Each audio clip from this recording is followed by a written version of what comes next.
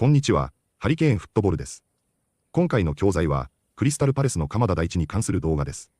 クリスタルパレスはプレミアリーグ第36節でトッテナムホットスパーズと対戦し、2対0で快勝しました。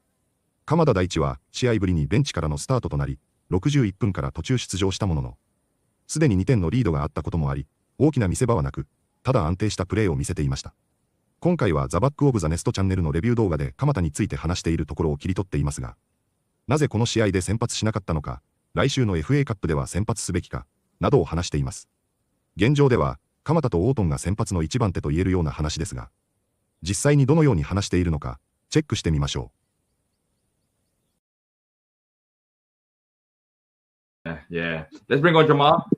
Jamal, 2-0 win today against Tottenham. Great performance. And for me, I think that was a perfect way to go into the cup final.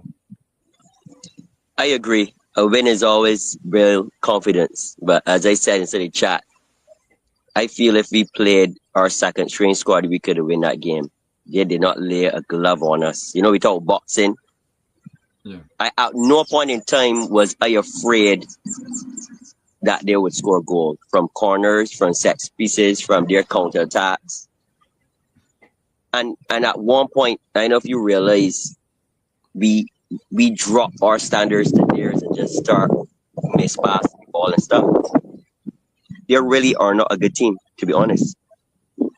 Yeah, we beat them with the strongest team. Remember, they had that. Yeah. And won, and we still kept the clean sheet. So do you think it comes down to, I know Tottenham are not great, but do you think it also comes down to Palace in terms of how we played defensively? Because I thought we were great. Crystal Palace has come a long way from Soroy and Patrick Vieira. Every game, I am not sure if you have the same feeling as me, but every game we play, I believe that we can win. And I mean genuinely believe we can win. Even if we need to sit back and break, or like in this game where we had more possession than them and control the game. I genuinely believe that we can beat any team in the league once we're on our game. I just genuinely believe that. And if you look at it, our two new starters now, which is Kamada and Wharton, there wasn't even there. We had Hughes and Lerma. How many teams in the Premier League can not start with their two main starting midfielders and still perform at that level? Yeah, it's just it's the depth. I said it at the start of the show. I think the depth is there. But what do you think about the decision to not start Kamada in this game? He started it against Arsenal before the Villa semi-final, and there was actually like shorter break. Now was a potential break. Start one of alongside forward in the cup final. Do you think Kamada still starts? I think how it works with Glasner's, the relationship with Kamada and Wharton is really good. So that's why you normally pair them together. And I'm not sure if you remember when Kamada was having a bad time and Wharton was, I think he had his surgery. Hughes and Lerma played together and we were playing fantastic. It was only when Hughes got those two, the rain is coming. When Hughes got the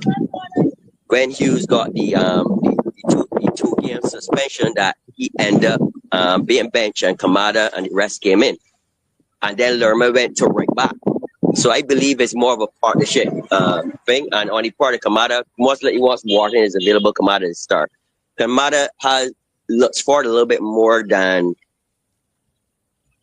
Lerma does, right? But he's not as physical.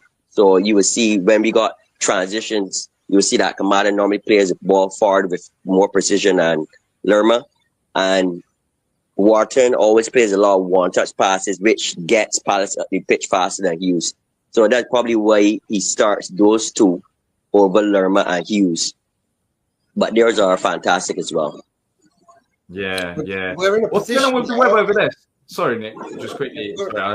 What's going? The sun is out here, and I'm seeing rain and clouds. What's going on over there? I've never seen rain or clouds whenever you call, Jamal. This is the first time I've seen it. What's going on? It's like a rare occasion. In June, coming to June is when we have rainy season in the Caribbean. So we're going to get a lot of rain between now to December. Yeah. True. I went to so rainy season is coming. last year in June, and there was rain, but it's still warm, right? Yeah, it's still warm. Yeah, it's still very much warm, but just little showers. We call it blessings here. Yeah. Tim, you were saying something? You're blessed with sunlight throughout the year, anyways. A bit of rain here and there probably would go a long way. Go on, Nick. What was it? Sorry. I was Sorry, we're talking about the depth. We're not in a position anymore, are we? Where we're worried about players coming on. Oh no, Jeffrey Schlupp's coming on. No, we've even Devaney coming on. We're not worried about it. We're confident in the sub. Yeah, I agree, but I'm a bit disappointed though in Eddie Nketiah. Even before the red card, I believe the times that he comes on, and if you realize he always gets a really good chance, right? And that ball from Mark Gee, I think it was around like 85th, 86th minute, over the top. He was one-on-one against the goalkeeper, and he just made a bad decision. I'm telling you, if that was Matata there, that was a goal. I'm telling you, that was a goal. But for some reason, I don't know if it's confidence. I don't know, but he doesn't impress me when he comes on.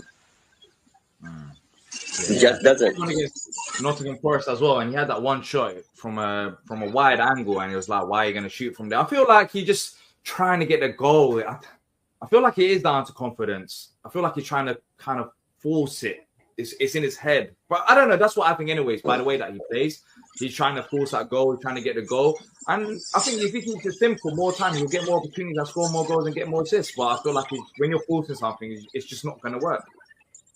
It just shows how psychological football is, though. You know, you can be as skillful as anything, but if your head ain't in the right place, I mean, look at when we've gone on bad runs, and you can see it in the players, just their body language, that they're not in the best place.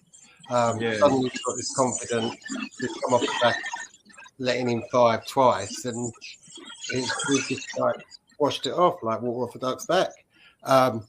And just that confidence is just built and built and built, and this is a perfect time now to be going into the final. Yeah, I agree, Nick, and that I have this belief that rising tides raise all boats. So it was saying that Eddie would also get the confidence feeding off a Star, feeding off a Matata, feeding off of these guys, and they're happy and then performing. But even though Palace is probably has not been in years in terms of love and passion and togetherness, and he still seems to be a notch down, not feeding off the guys. You can imagine what that changing room feels like. Think about it. You can imagine what changing room, but yet you when you come on, even with the red card where he got the performance, it wasn't a need to. We were winning the game. It was like if we needed. So it was almost like, I'm not sure if he totally buys in to Palace right now. I don't know if it needs to take another season, but it just doesn't feel like it doesn't feel that way from watching television. I don't know what happens in training. I don't know what happens, when the guys are out, but it just feels to me like he's been sick. Sometimes he has simple passes that he passes too hard, or he tackles a little weird. It just seems that he's out of sync with the team. Everyone that actually comes on the pitch, you can absolutely see that the quality either raises or on the same level.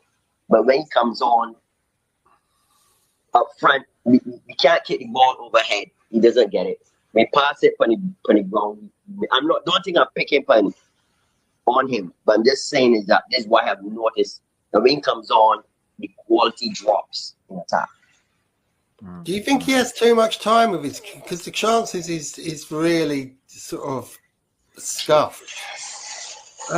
It's normally when he's got too much time. It's not instinct, is it? It's great if he's in there in the box and can poke the ball in. But if he's one-on-one, that seems to be his downfall a bit, doesn't it? It's almost like he's got too much time to think about it. I know it's only fractions of a second anyway, but it's...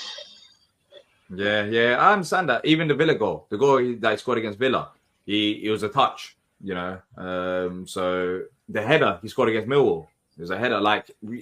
It definitely could play a part. He missed a 1-on-1 against Brighton as well. He had time. He had all that time to think about where he's going to go. So I feel like when he's had time, it hasn't really helped him in a way. When he just has to quickly make a touch or something, then he can do that. So that's an area of the game he needs to improve on. But then we've seen it with the likes of Kamada. Look at Kamada at the start of the season compared to now. He's in genuine contention now. We're talking about where we start the final. At the start of the season, if we had any of this conversation, people will say, "Are you crazy? Kamada starting? Why on earth would you even think that?" So sometimes it takes players a bit longer to adjust, and we'll see with Nketiah going into next season because, of course, he's still going to be here in the long run. Jamal, just quickly before you go, for the cup final, there's a question here: who would start as the midfield duo? I mean, Wharton and Kamada. I mean, there's no question about it. I love Hughes and I love Lerma because they're a little bit more physical. Because that's me, I like a more physical approach. But as you realize, Kamada and Wharton is a lot more mobile than them, right? As a pair. I'm talking about pair now, but individually as a pair. So I would start the Kamada and Wharton. And listen, people could talk, and this is my feeling. I guess a little bit biased, but I really believe Palace has a genuine chance to lift that trophy once we pay the way we have to play, right? I don't mind all the crap that DS talk about against South Palace and staying back. Because really and truly, if we score 2 quick goals, Palace is going to stay back. Because that's how we play. So it's up to them to break us down. So I don't care how what they say, if we win it scruffy or not, but I just believe that this is the coming of age for Crystal Palace as a football club and these players as well. That's I agree as well. Look, Jamal, take care. And hopefully we'll catch up with you after the cup final. Hopefully it's a positive one. Let's see. It's one of the biggest games in the club's history. So hopefully we can do it. Yeah. All right, guys. All right, then. Take care. Bye-bye. 次は解説です。マイク性能や外から電話しているジャマルのおかげで、風の音で声が全く聞こえない部分も、途切れる部分も多くあり、聞き取るのにかなり苦労しましたし、間違っているところも多いかもしれません。正しく聞き取れる方がいれば、ぜひ何なりと教えてください。解説部分でも、本当にそう言っているのか定かでない部分もありましたが、そちらもご了承ください。それでは本日の解説をチェックしてみましょう。They did not lay a glove on us. lay a glove on someone は、ボクシング由来のイディオムです。直訳すると、相手にグローブを当てるとなり、攻撃するや打撃を与えるという意味になります。ただしこの表現は、否定形で使われることが圧倒的に多く、一発も当てられなかった。完全に抑え込まれたというニュアンスを持ちます。サッカーやラグビーなどのスポーツだけでなく、ビジネスや政治の話でも使われ、相手を圧倒したり、無傷で切り抜けたことを強調するときに使われます。臨場感ある表現として、会話力を高めたい人におすすめです。They did not lay a glove on us. They did not lay a glove on us. Washed it off. ウォッシュオフは日常的によく使われる駆動詞です。最も基本的には水などで汚れを洗い流すという意味ですが、会話では気持ちを切り替えるや嫌なことを忘れるといった恣意的な意味でもよく使われます。例えば、試合に負けた後に使えば、すぐに切り替えた。引きずらなかった。という前向きな表現になり、特にスポーツやメンタル面の話題で多く見られる表現です。過去のネガティブなものを前向きに乗り越えるというニュアンスが含まれている点がポイントで、口語表現として覚えておくと、スムーズな英会話に役立ちます。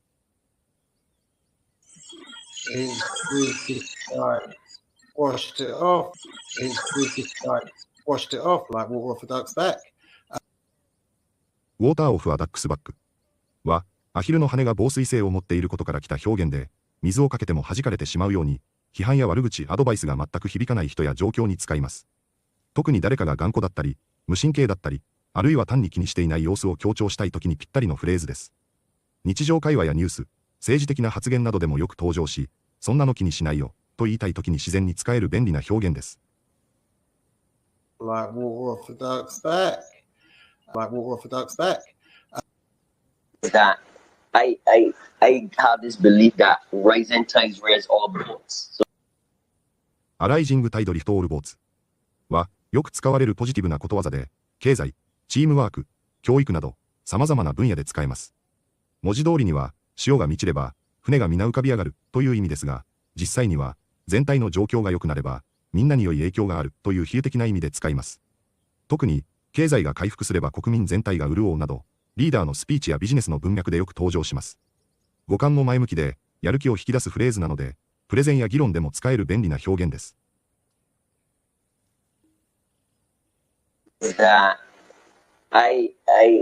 I have this belief that rising tides raise all boats.